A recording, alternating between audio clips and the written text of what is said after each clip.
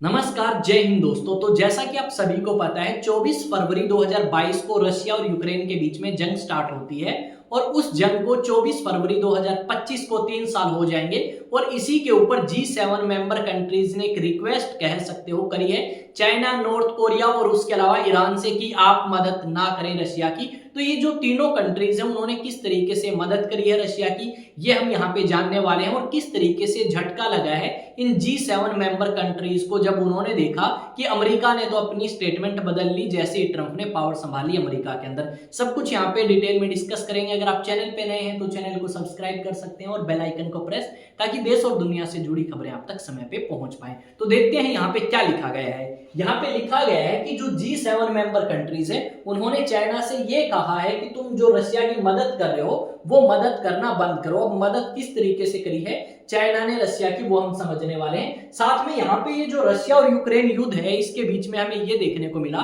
कि चाइना और रशिया की जो बॉन्डिंग है वो पहले से ज्यादा स्ट्रॉन्ग हुई है, जबकि रशिया के ऊपर तो सैंक्शंस भी बहुत ज्यादा लगे थे और ये कहा गया था सभी कंट्रीज को कि आप रशिया से कम व्यापार करें। पर यहाँ पे अब चीजें या कह सकते हो माहौल जो है वो बदल चुका है। मैं आपको एक दो न्यूज आर्टिकल दिखाता हूँ, न्यूज आर्टिकल को देखो और फिर इस बात को कंफर्म करो। ये न्यूज आर्टिकल देखो, इसमें यही बात लिखी गई है कि जो G7 मेंबर कंट्रीज हैं वो चाहती हैं कि चाइना हेल्प ना करे रशिया की ताकि रशिया और ज्यादा कमजोर हो। पर यहाँ पे अब रशिया कमजोर नहीं, रशिया हमें स्ट्रॉन्ग होता हुआ दिखाई देगा।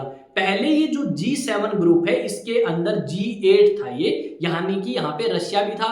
फिर 2014 में रशिया को इस G7 के अंदर नहीं रखा गया। अब आपके सामने क्वेश्चन आता है कि सर ये जो 7 मेंबर कंट्रीज हैं इनमें कौन कौन सी कंट्री है। तो यहाँ पे USA, Canada, UK, France, Italy, Germany और जापान, साथ में यूरोपियन यूनियन भी पार्टिसिपेट करती है। कई बार भारत को भी बुलाया जाता है इसके इवेंट में। ये सारी कंट्रीज हैं। इन कंट्रीज के अंदर अगर आप बात करें तो इस दुनिया के अंदर जितनी भी पॉपुलेशन है उसका 10% पॉपुलेशन इन कंट्रीज में रहती है। जितनी भी जीडीपी है इस दुनिया की उसकी 30% जीडीपी ये कंट्रीज होल्ड करती हैं। यानी आप कह सकते हो आर्थिक रूप से काफी ज्यादा स्ट्रॉन्ग है ये कंट्रीज। जब इन्होंने देखा कि 24 फरवरी 2022 को रशिया ने अटैक कर दिया यूक्रेन के ऊपर, तो इन सभी कंट्रीज ने मिलकर सैंक्शंस लगाने स्टार्ट किए रशिया के ऊपर और जो चीजें रशिया इन कंट्रीज में आके बेचता था उन चीजों के ऊपर इन्होंने रोक लगा दी कि हम ना तो कोई चीज रशिया को बेचेंगे और ना ही रशिया से परचेज करेंगे। अमेरिका ने भी उस टाइम बढ़ चढ़ के आप कह सकते हो समर्थन किया यूक्रेन का। पर अब अमेरिका के अंदर राष्ट्रपति बदल चुके हैं और अब जो राष्ट्रपति हैं ट्रंप, उन्होंने सीधी भाषा में बात कही है कि भाई ये जो युद्ध है ये आपका रशिया और यूक्रेन के बीच में स्टार्ट हुआ है, इसको रशिया ने नहीं बल्कि यूक्रेन ने स्टार्ट किया, जो कि बिल्कुल आप कह सकते हो बेसलेस बात है और झूठ है एक नंबर की। दूसरी अगर बात करें तो उन्होंने अलग अलग तरीके के आरोप लगाए यूक्रेन के राष्ट्रपति जेलेंस्की के ऊपर, जो कि अमेरिका के राष्ट्रपति हैं उन्होंने। अब यहाँ पे ये जो G7 मेंबर कंट्रीज हैं अमेरिका को छोड़ के, इन सभी कंट्रीज ने कहा है कि रशिया की मदद ईरान ने करी। भाई ईरान ने अलग अलग तरीके से ड्रोन हथियार प्रोवाइड कराने की कोशिश करी। नॉर्थ कोरिया ने अपने सोल्जर्स भेजे रशिया के अंदर ताकि वो रशियन सोल्जर के साथ मिलके यूक्रेन में यूक्रेन की सेना को हरा दें। इस तरीके की प्लानिंग आपकी करी गई। साथ में चाइना की बात करें तो चाइना ने हर जगह रशिया का समर्थन किया और रशिया को जब भी हथियारों की जरूरत पड़ी उनमें हेल्प करी। और अगर आप बात करें व्यापार की, अब रशिया जो है और चाइना, इन दोनों कंट्रीज के बीच में हमें काफी ज्यादा लार्ज स्केल पे व्यापार देखने को मिलेगा। अगर हम पिछले कुछ सालों से कंपेयर करें 2 या 3 साल से, तो यहाँ पे लगभग 60% हम देख सकते हैं कि इंक्रीज हुआ है बिटवीन ट्रेड, आप कह सकते हो रशिया और चाइना के बीच में। अब 60% ट्रेड थोड़ा नहीं है, यानी आप कह सकते हो अगर आप पहले 100 बिलियन का करते थे तो अब 160 बिलियन का, जो कि पिछले 2 या 3 साल में ही हुआ है। इस चीज को लेके ये जो बाकी G7 कंट्रीज हैं इन्होंने थोड़ी चिंता जताई है। उन्होंने कहा कि हमने देखो रशिया के ऊपर ज्यादा से ज्यादा सैंक्शंस लगाए और रशिया अकेला पड़ गया था, पर आपकी वजह से यानी चाइना की वजह से रशिया को समर्थन मिला और रशिया जो है आसानी से अपना जो कच्चा तेल है वो दूसरी कंट्रीज में बेच पाया जो रशिया को समर्थन करती हैं। जैसे भारत ने भी काफी ज्यादा कच्चा तेल रशिया से खरीदा, चाइना ने भी, और ईरान के साथ भी रशिया के काफी अच्छे रिलेशंस हैं।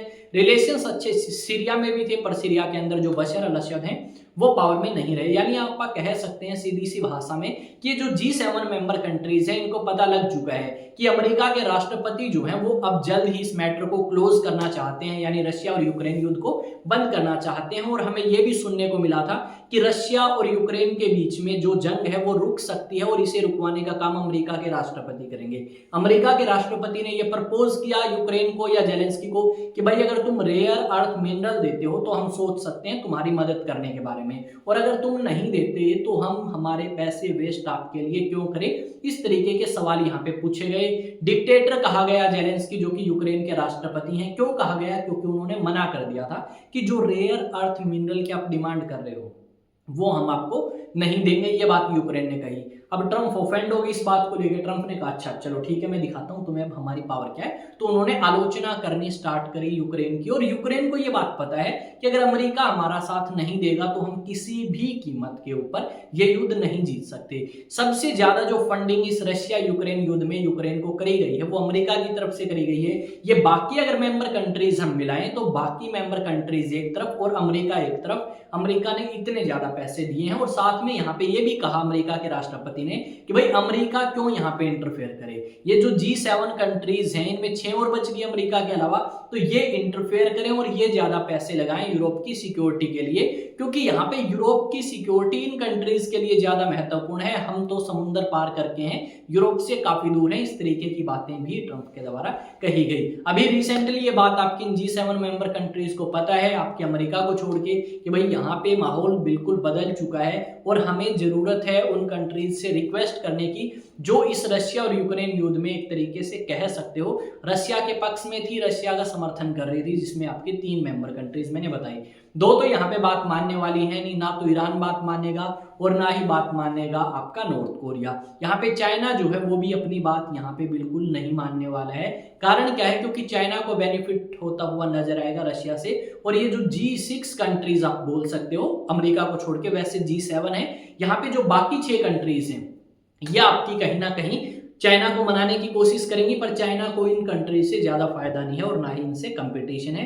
तो अपने बेनिफिट के लिए चाइना जो है वो अपने लगातार रिलेशन बना के रखेगा रशिया के साथ, और ज्यादातर जो ट्रेड होता है इंटरनेशनल लेवल पे वो US डॉलर में होता है। पर यहाँ पे जो व्यापार किया गया बिटवीन आप कह सकते हो रशिया एंड चाइना, वो US डॉलर में ना करके वो व्यापार किस में किया गया है पता है? इनकी लोकल करेंसी में, यानी रशियन रूबल में, और चाइना की जो करेंसी है रेनमिनबी, उनके अंदर व्यापार जो है वो आपका किया गया है इन दोनों कंट्रीज के बीच में। यानी डिपेंडेंसी जो है डॉलर के ऊपर वो कम करने की कोशिश करी है। और यहाँ पे इसी चीज को लेके फिर अमेरिका के राष्ट्रपति ट्रंप ने चुनौती दी थी कि जो नई मेंबर कंट्रीज है कहीं डॉलर की इंपॉर्टेंस कम करने की सोचती हैं, अगर वो ऐसा करती हैं तो उन्हें बहुत ज्यादा नुकसान हो सकता है। ये बात भी ट्रंप ने कही थी। आई थिंक चीजें आपको समझ आई होंगी। अगर फिर भी कोई डाउट है तो डेफिनेटली आप मुझसे कमेंट सेक्शन में पूछ सकते हैं। अलग अलग सोशल मीडिया प्लेटफॉर्म पे आप मुझे फॉलो कर सकते हैं, और यहाँ पे अगर आप देखोगे तो न्यूज आर्टिकल मैंने आपको दिखाए हैं अलग अलग। तो अलग अलग सोशल मीडिया प्लेटफॉर्म पे जाके क्या करना है भाई, एग्जाम टॉक्स जाके सर्च करना है,